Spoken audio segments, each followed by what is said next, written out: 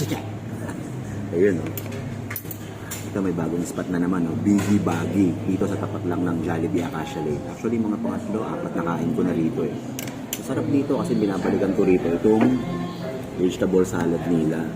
Ayan, favorite ko yan. Healthy ko, no. Tapos, meron din silang beef kebab.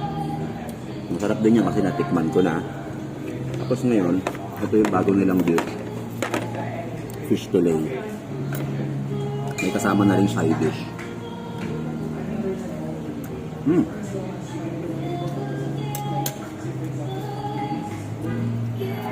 Sarap. Pwede rin.